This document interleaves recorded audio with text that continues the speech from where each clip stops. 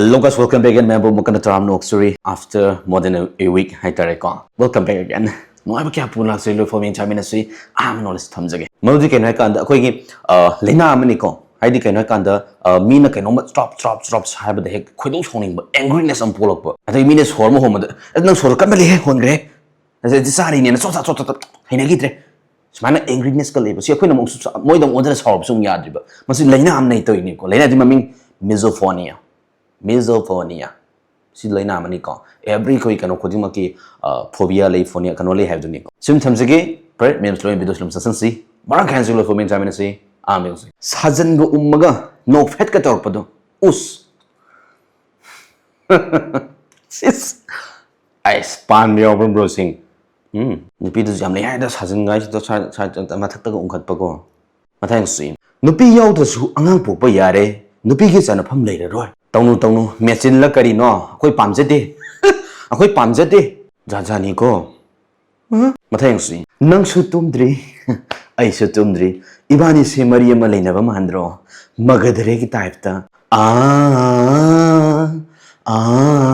mangji da lai ba ko kari na ma mathang si kaino oh dream thar gari ko 4x4 budget phajai sample thar ko Lari ba budget na sige sample gi thak sige thar dream na kari no pura thar marathana Karnataka gi ajugum laba Alva's Education Foundation iram da Manipur asigi irisa singi damak tuan ba course singa akhana ba sit masingi oina concession kaya pizuri haiba college asi ekhoi gi irisa sing tamba matamda afaba academic atmosphere leba amadi makhal kaya gi course suni yaw ba college ama oina Karnataka gi khwai gi maming leba college singi marakta ama su oiribani haiba college asi da tuan ba engineering gi oiba stream sing Ayus Allied Health Sciences degree amadi MBA yauna postgraduate courses kaya su hangli haiba college asi da sahi kaya gi experience leba oza kaya na takpi jambiri amadi matik san leba makhal kaya gi facilities amasung infrastructure gi manungda satra sing magi mai pamjaba coursing chamduna kere semje batan natana sports ke line du akhana miyeng chamdun national amsu international gi thakta afaba satra sanara kaya college asina puthokre amadi makhung sombiri aduga khwaidagi nuwari babana sahi kaya gi mamangdagi college asina akhoi iramdam gi culture haibadi sajibu zeraubo rigol sakobna sing hariba termsing asi yokhapi boina college asina pauthokpiduna lakli amadi manipur gi nakki oiba performing arts kaya su college asina takpi tambiri masigi mathakta ngasi su paujinjari ba singi khothangdagi Alva's college na iresa singi jamak to oina course khuding makta akhanaba sit machine kaya concession pibiri loina akopa marol gi damak pizari ba contact details sing asida pau phobiduna Alva's college ki matang na khangdopi ba yagani amadi athu matana bingchan biduna concession kaya gi khudongsa ba si lobi mathayang si conversation masam samjage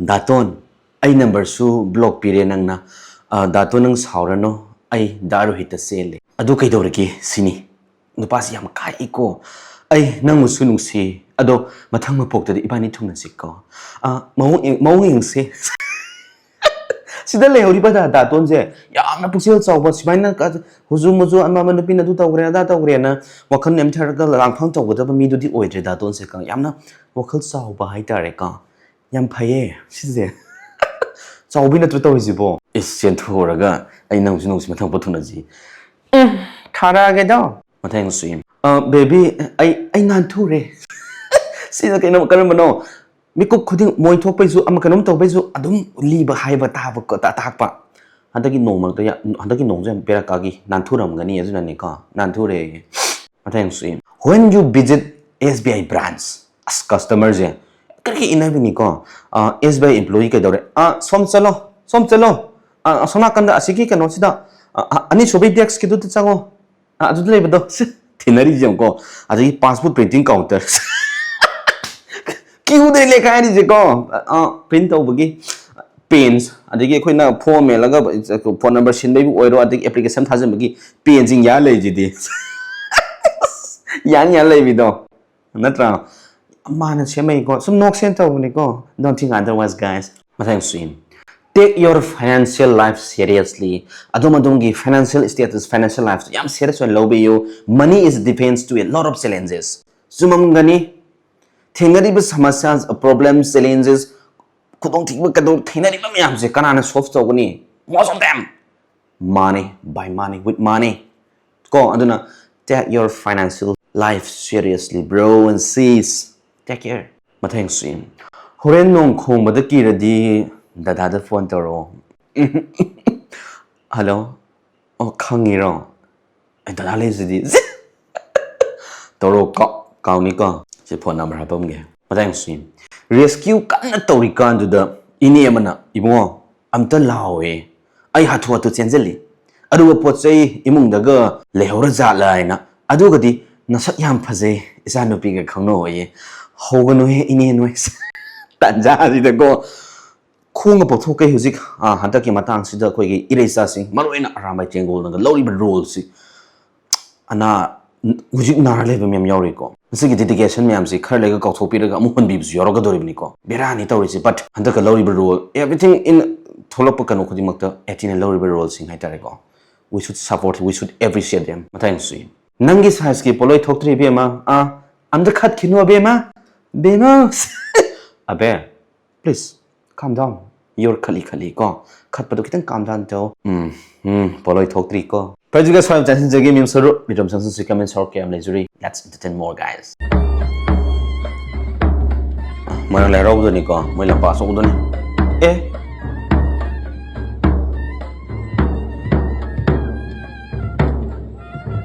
thoibi leite ha ba ya roi ko ke game moi round do thoibi leite ha ba de sung ya roi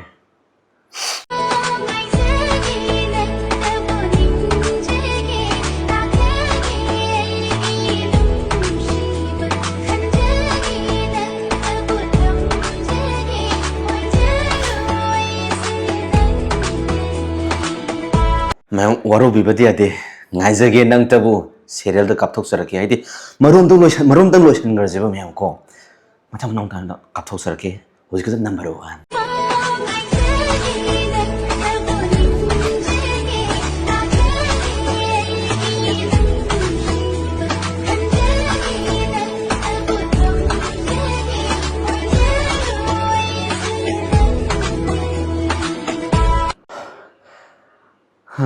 ngaizage nang tabu mayam se loi oiraga di biram kani ko dada se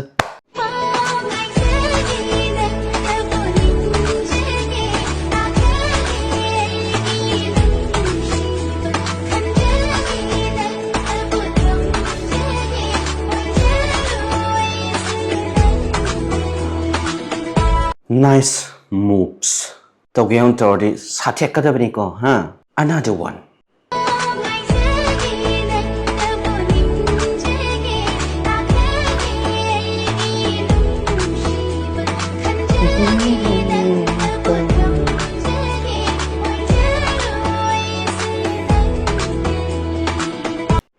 this is one of Romai's sister Nikhaibi. Nice. Mari Sukraba. Next one.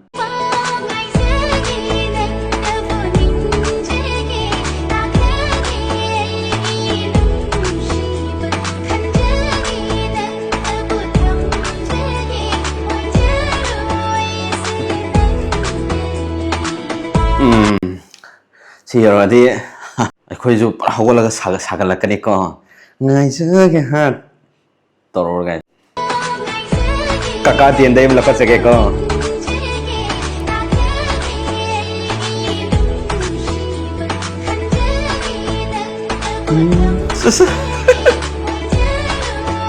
Jangan dan sama ini on. In every film, kakak tienda is here and there.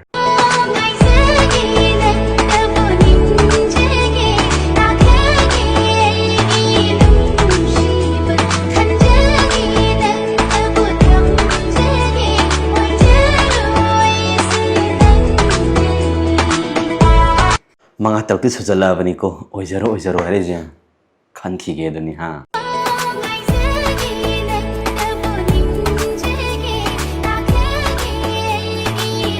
Mayang yam sile ko.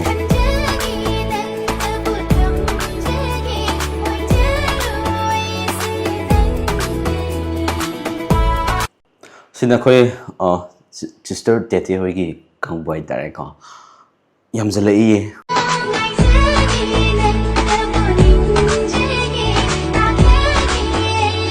Ngasidi tumasaba tumabaw mang dadong sisay lang ni ko